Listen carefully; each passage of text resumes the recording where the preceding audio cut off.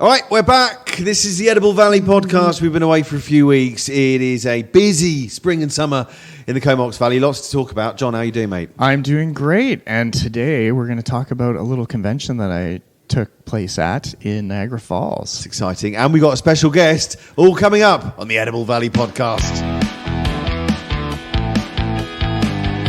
Do you ever wonder where your food comes from? That's what got us started on this adventure. In each episode, we ask experts to weigh in on the food topics that matter to you, from growers to producers to chefs. And I challenge John, Darren, and you to learn more about your food and the stories behind it. From our hub on Vancouver Island in the beautiful Comox Valley, join us as we explore our Edible Valley.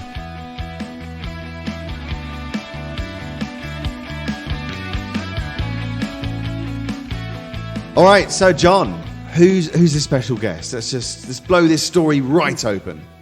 Well, we have Erin with us today. Hi, it's nice to be here. First ever podcast for First ever appearance on the Edible Valley podcast. do you want to just introduce yourself? Yes, so I'm Erin Halschuk, work for the Comox Valley Record, have two podcasts of my own as well, but it's first time appearance on the Edible Valley and really happy to be here. Do you want to give your podcast a plug? Yes, that would be great. I have two podcasts through Black Press Media. So we have the Off the Page podcast, which is a bi-weekly podcast that focuses on different people and stories in the Comox Valley, as well as the NFL Report, which is a Vancouver Island-based sports podcast that's done with a coworker of mine out of Parksville.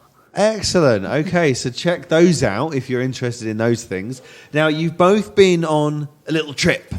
Yes. Well, because, a little bit of other news that we should bring up on the podcast, but me and Erin got engaged. Yeah. Why is your arm around our guest? Like, who is this person? Yeah, so big. Should we do a clap? Let's do a clap. Hey!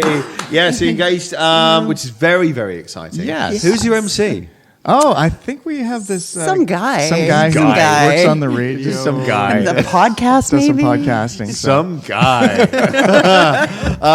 So it's very exciting. Any rough dates for that? We are looking at October 14th. Yes. That's so exciting. Yeah. Cool. You still So get we're some gonna nice do weather. a beautiful little ceremony down at the Philberg. Yeah. Nice. Maybe some lunch, dinner at the locals, and then we've rented a hall for... Oh, why'd you pick locals? I just thought Just it'd be a nice random restaurant. restaurant. I've heard good things. The reviews are good. The reviews are good, yeah. Well, talking of good things, I came here for a 4-course meal. No, 4-course, including the amuse-bouche that you delivered to the table, which was ceviche.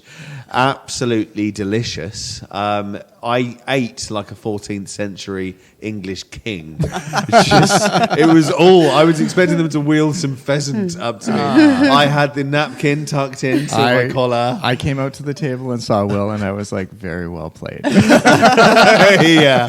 Oh, it was so good. I mean, every mouthful. So really do check out Locals Restaurant. You don't have to eat like a 14th century king, but I find it really good for stuff you just don't even try and make it. The flavor combinations, there's so many layers to each dish, and you taste it and you're just like, oh my God. And this is a bacon burger sort of guy talking here. So thank you very much. That was we really had a good time for that. Glad to have you come in. Birthday. Thank you.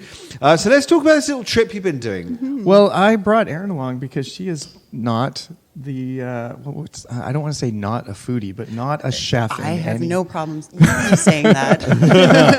So it's interesting that I just wanted to talk about this convention that we went to because we got to see it from two different point of views. Definitely Okay. From my point of view of being a chef and what I got out of it, and then Erin as being what they call it, a companion, and what she got to enjoy out of it. So amazing. And it was in Niagara, Ontario. Yes, Niagara Falls, which Lovely. is the falls are absolutely gorgeous. Definitely something I would recommend if you have a chance to go check out the falls. Did you check out New York side or just the... We just did the saw it Canadian. from a distance. Yeah, we saw it. Yeah. We're like, no, we'll stay here in Canada. Actually, we felt a little. We were going to cross the bridge over Yes. there, and just ran out of time. So that was on our plan. Lots of lovely pictures. Lots of lovely pictures. We did get a chance to do a little bit of exploring in the area, which was really nice. We got out to Niagara on the Lake and got to check out a couple of vineyards. That's a lot. Yeah, Niagara on the Lake is beautiful. The vineyards are great. Did you check out Wayne Gretzky's place? I missed out on drove Wayne. by it. Did we get by We Wayne drove Gretzky? by it. We went for a taster there, apparently. Allegedly. Yeah. Really great place. To recommend that, and all the vineyards around Niagara are absolutely fantastic. Yeah, really good time. So let's talk food. Well, let's talk about the National Chef Federation. As in, I've been a member since 2008, I believe. I've worked all my way up, and apparently I shouldn't say apparently, but I am officially now the president of the North Vancouver Island Chefs Association. Oh, wow. Yes. Okay. So Leslie what's happened to Leslie? Leslie Is she Stabb, okay? she is okay. Okay. She has just done this for, we realized, 13 years. And she's like, she wants to take a little bit of a step back. Yeah. And she's, it's time to relax. So she's still staying on as our chair of the association. Nice. So she still will be the reference, but I get to make all the fun phone calls and text messages and harass people about coming to events and all that fun stuff now. So. All right. So I think the timing of the conference worked out really well for you. Yes. Introducing yourself in that new position. Yes, because I got to my first day, I showed up there and I got stuck into I shouldn't say stuck, but went into the AGM, which was very dry. And luckily I got to sit next to Renaud St. Pierre. Dry, by the way. That was boom. The one word I do know. Great. How's Ronald? He is doing great. We had a wonderful time with him and Trish in Niagara Falls. We really got to connect with them and chat and had a wonderful time. And it was great for Erin because she got to meet Trish really and got to get to know her. So. We did get to connect really well, especially on some of the companion tours that we went on. So it was really nice to kind of step away from the conference, but still have that connection. So that was really nice. Okay, well, let's talk about food. So how are all these things going to affect the food scene in the Comox Valley and obviously across Canada? Well, the whole function of the term for the thing was building the future for a strong foundation. Okay. So it was about connecting with people. Right. Was really because we've had this sort of disconnect over the last few years. Some pandemic thing happened, I believe. God, I can't remember now, but it's reestablishing those bonds with people. So that was sort of the talk. So it wasn't I don't know if I got as much out of food out of this, but then I got a lot out of how to deal with my team, and how to deal with my restaurant and how to deal with people outside of my restaurant and stuff like that. So we had some great seminars, great functions, and just chatting and just being able to connect. So for me, being in Niagara Falls and going to this AGM and getting to meet all the chefs and shaking, all the different regions, because all the chefs associations are by region, so basically across Canada. So it's all of them. How many are there? That would be a question I didn't come prepared with. There is quite a few of them. So, like, if you think about it, we have North Vancouver Island, we have Victoria, we have Vancouver, we have Okanagan. That's just BC. There's a couple more in BC. And then we go to Alberta, Saskatchewan, Manitoba. So it basically reaches across the whole country, which is great. And so each region sends a president into the meeting, and we all. And is it a yearly thing? It is a yearly thing, so every year. So next year we're going to Edmonton. Oh, cool. Okay. Yeah, so I get to go to Edmonton and represent the North Vancouver Island Chefs Association. I have to do a report about what we did throughout the year and what events we took place in. And then we do a voting on Chef of the Year, Member of the Year. Anyways, and it was fun because Leslie Stabb got to stand up there and nominate Tammy. Oh, okay, excellent. For the and if you want to hear about that, that's about 2 podcasts ago. 2 podcasts ago with Tammy. Exciting. Yeah, and was there lots of tears? I was like, go Tammy, Yeah. So so that was that was the fun, and that was sort of my introduction to the place. So very intimidating because there's like all these chefs from, all these, Big the cities. president of the national, there was, people applying to be the president of the World Chefs Association, There is a world one. There's a world, so it's called WAC. Of course it is. Of course it is. And so they do the same thing. They hold meetings every year around the world. So next year, I believe it's in Singapore, or this year it's in Singapore. Yeah. So all the chefs there will be a delegate of the North Bank, of the Canadian Federation going down there. Yeah, okay, the whole thing. Yeah, we also had the American Association there with us. The president was there with us, and so. Oh, great! Yeah, okay. It's really neat for somebody who isn't involved in the culinary world. Like my ability is microwaving, and that's probably about it. Yeah. So for somebody coming into this completely out of the element, I think I took away quite a bit. And sort of bouncing off of what you said, it was really interesting because the topics were really relevant to any kind of industry, right? Whether it's culinary or media, which is my world, or anything else. It was just like those human connections, leadership, diversity, how to diversify, whether it's your kitchen, whether it's, your workforce, however, and just really making those, I think you're right, coming together and making those connections, which, like I said, for somebody who's completely outside of this particular world, I actually got a lot out of it too. So that was really awesome. nice. Yeah, that's great. What's your main takeaway, would you say? I would say it's probably making those human connections. And that's what I found really actually very surprising, was how much I took away from this. I went into it going like, I'm just there for support, to see Niagara Falls, to meet some people that I've heard about but never actually seen their faces. She's like, I'm going to drink a lot of wine. Let's not talk about that part. Really sample the local cuisine. But I actually got a lot out of it, and so much so that we've actually followed up with some of the people at the conferences over email and just furthering those connections. And they're not necessarily culinary based ones, but just other opportunities going forward. So it was really neat. I going in not expecting to have any of this, and now stepping away from it, going like, this is really neat. We've made a lot of further connections. So. And did people that were a part of this, were all of them connected in some way, or was there kind of like a delegate option? Well, everyone is like, they're all from associations from across Canada. So that was a great demographic of our industry. I would say that a strong portion of it was very institutional. Right. And so I'm saying a lot of cooking schools. So basically because the instructors have a time to come. Also, a lot of instructors brought a lot of their students to the event because it's a great for them. Like we met this one young girl who really wants to get into pastries, and she was really curious to go to Prince Edward Island to do because they've got one of the stronger culinary schools in Canada. And so she was really wanted to go there. And so we were able to network and line her up with one of the instructors from there. So she got to get a little bit of background. I mean, that was mostly Erin. She was from Saskatchewan, and literally she said that was her first time on an airplane, was traveling to Niagara Falls. And she was 16 or 17 years old, and she was not sure kind of how to navigate. So it was just really nice to make those connections. Again, being completely out of my element, I was like, I don't know anything about cooking, but we can kind of help you navigate the networking part of it, which was really neat. Because it must have been so scary for someone that's right. I mean, you said I was yourself, scared. I was intimidated scared. myself being there. I mean, one of the best things we had, Pete, what's his last name?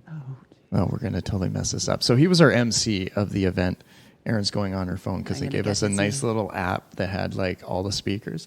Anyways, Pete got on there and he did the first thing with like getting everyone to communicate. So the first thing he does is he gets us all to take out our phone, and he's like, text someone you haven't been in communication with for a long time. So what do? I texted our old podcast host, Blaine Prowse. Oh, nice. And I was like, Blaine, we got to connect again. And then I turned around to Leslie, who was sitting beside me, and she's like, I'm like, who'd you text? And she's like, it's 5 a.m. in BC. Oh, the time change. Oh, that's hilarious. Yeah, you would have been, But my second thing is after he talked a little bit about communicating and how much this is like it's a social disorder that we've lost this connection with people. Yeah. And like it's important to our souls and our positivity and our energy that this is to fill up on the energy of connecting with people because we're social people and that's what we are. Yeah.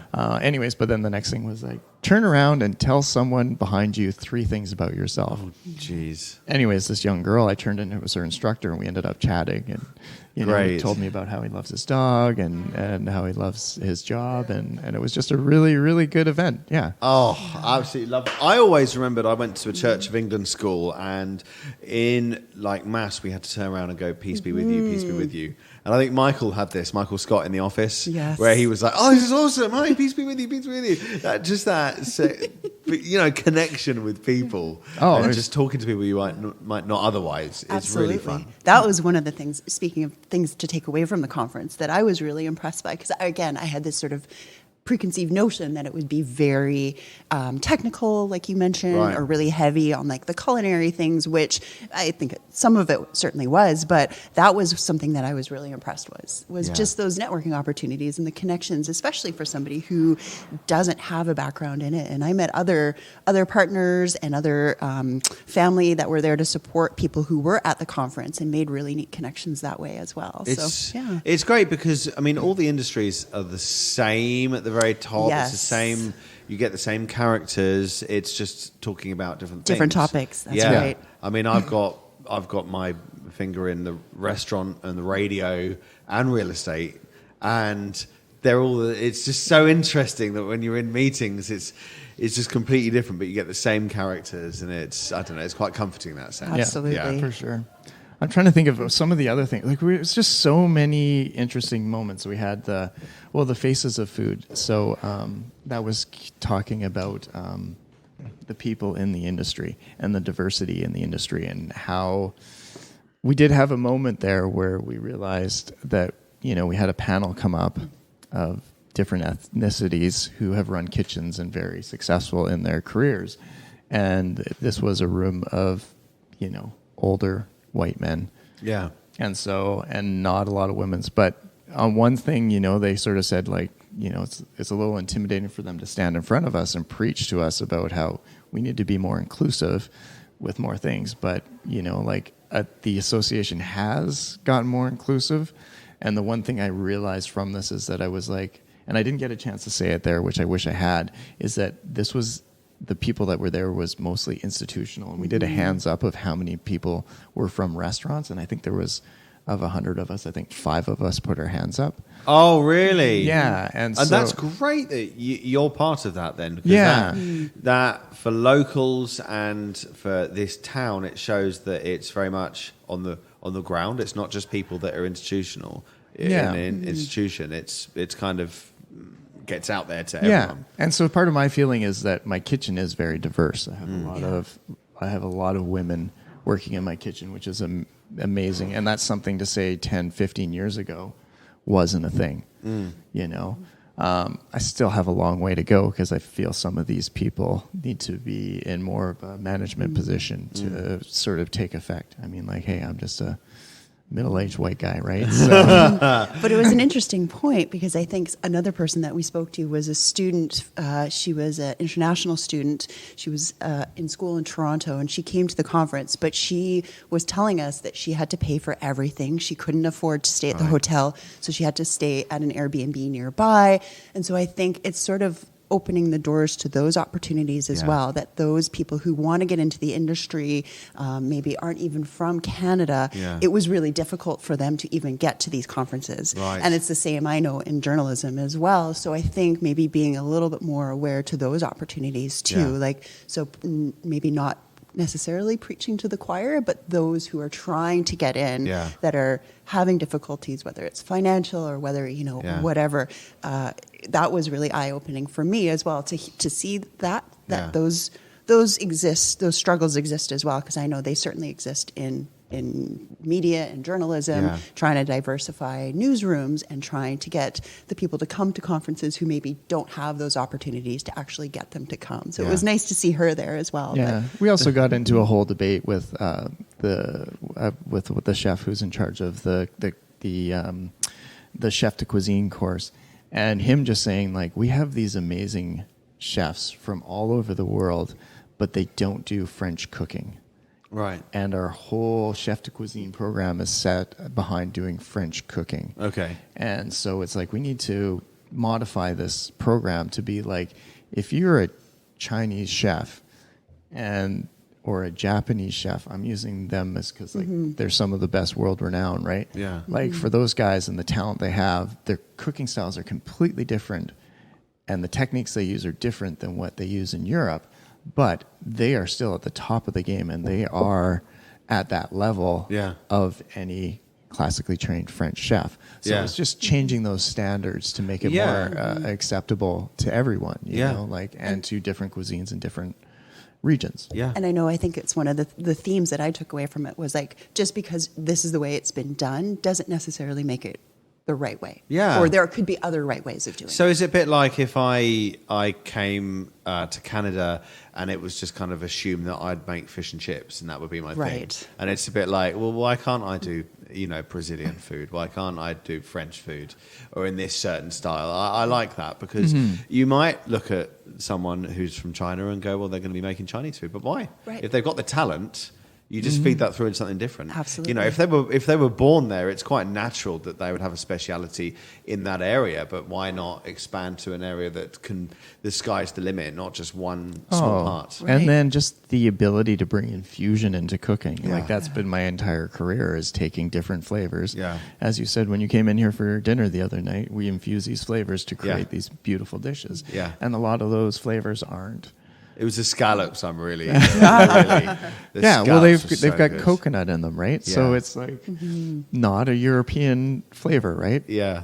But yeah. One of the highlights I do remember is we got the opportunity to meet the Canadian ambassador to Norway. Yes. And that was really interesting because the Norwegian culinary team, I'm probably getting that. It's the Nordic culinary team. Because it was all from Iceland, Finland...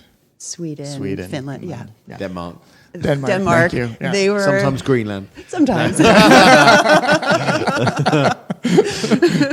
Actually, there wasn't anyone from Greenland. Was no. They were there, and that was a really neat opportunity to see a different perspective on their culinary presentation, and we were able to chat with the ambassador from Canada, and he was sort of telling us what they were bringing to it. And one of the dishes that I tried was probably the one and only vegetarian dish that they had offered, but it was kind of the hit of the night that night, wasn't it? I would say Erin lucked out because they did this, was it a poached celery root? I can't even remember what was on the dish now. It's beautiful. But it was just beautiful. And I've never had so many chefs approach me and, have you tried that? Really? Tried that? And they had like beautiful, like some smoked salmon and some scallops in a ceviche and these other beautiful little tarts and all these wonderful things.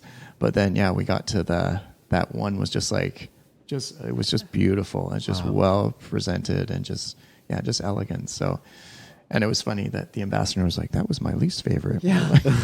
just that is one example, though, of giving you an interest in something that you may not have had, and that's that cross-border thing. You might end up being inspired by that enough to put something onto the menu that's got a great story behind it.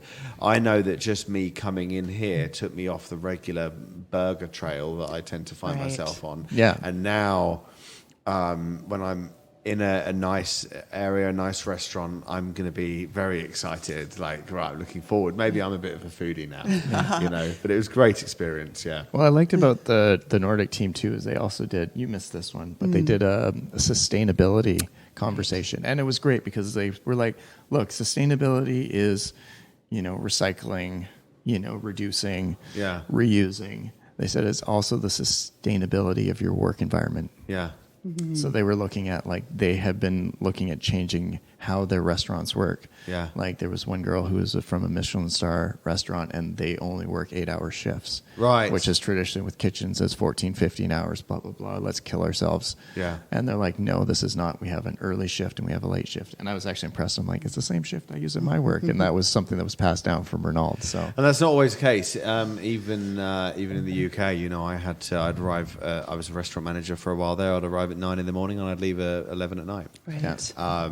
And you wouldn't have any life and you were low paid, rushed around all day, And you Yeah. just got into the wheel rotating it. So that was something Yeah. they brought up and made us look into, like, hey, we need to rethink how we run our kitchens. Yeah.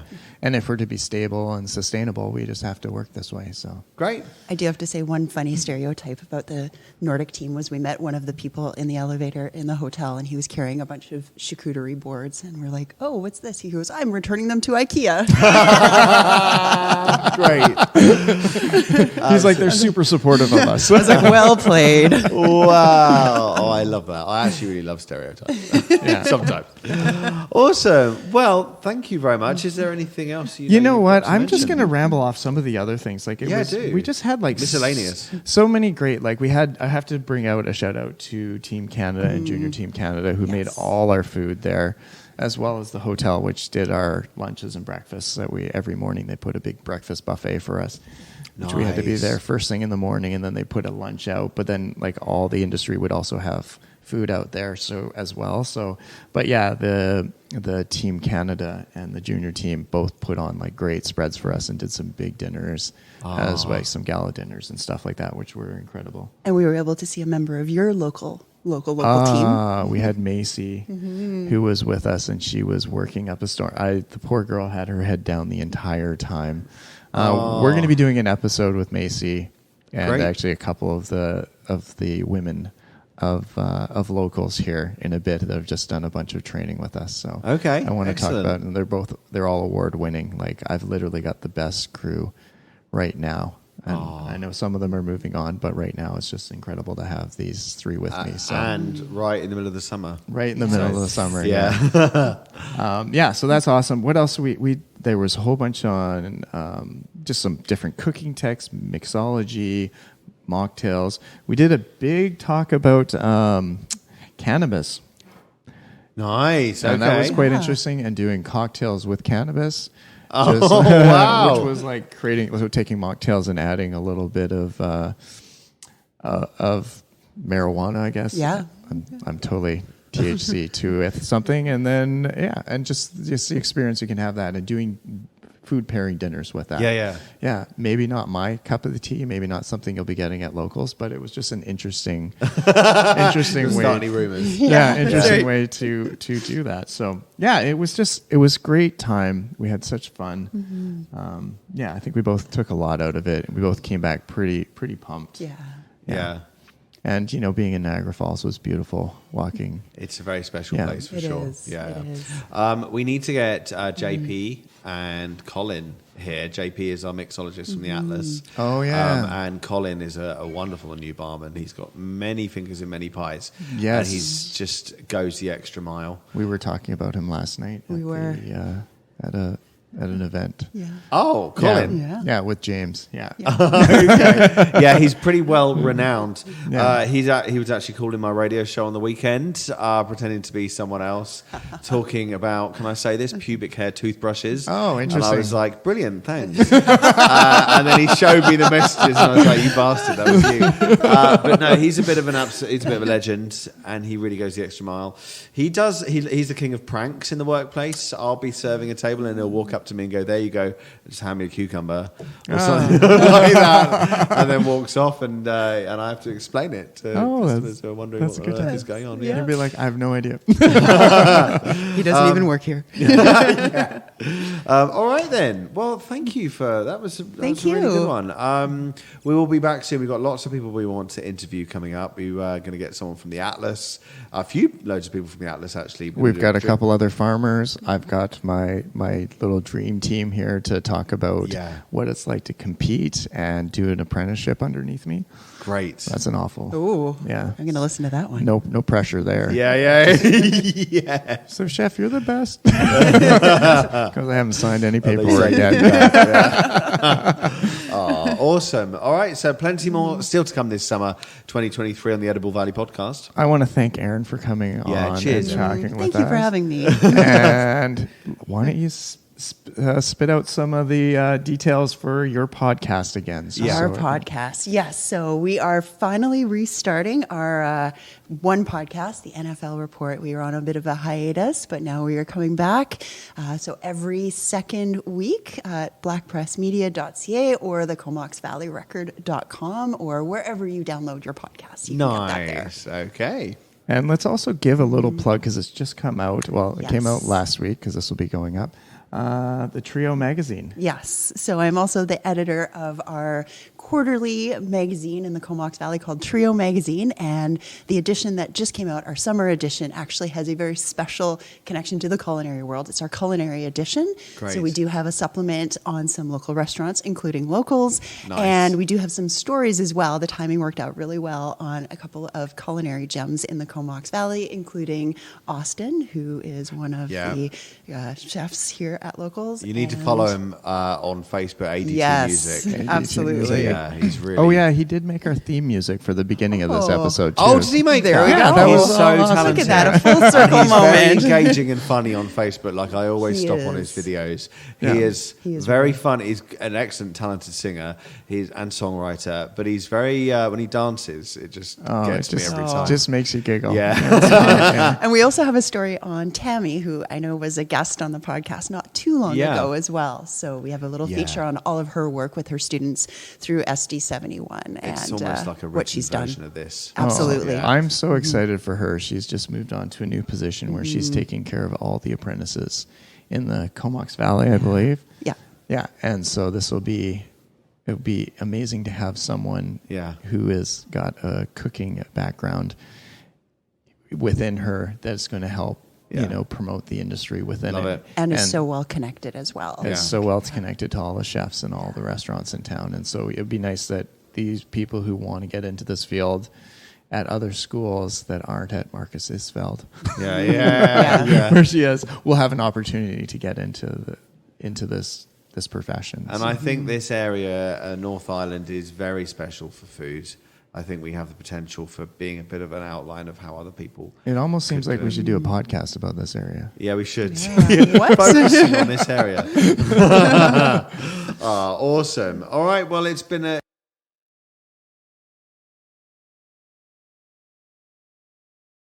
Thank you very much for joining us.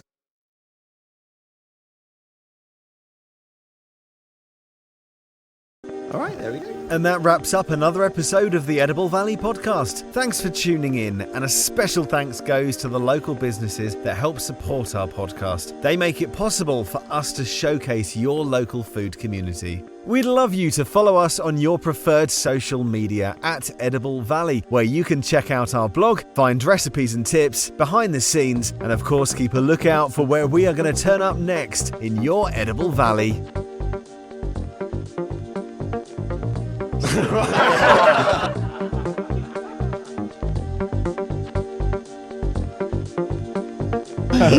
My mouth is running. Okay, so I'm just going to let you discuss what we're talking about. Yeah, okay. I'll just dive in, but I'm going to be open about that when we. Yeah, Sure. as in the thing is we're talking about the Canadian Culinary Federation's 60th National Convention And in this has Niagara been Falls. an Edible Valley. Great. And then we'll just go from there. Great, and then we're going to introduce you first ever time podcast. Yeah. Absolutely. Exciting. Yeah, I like that. Okay, ready again?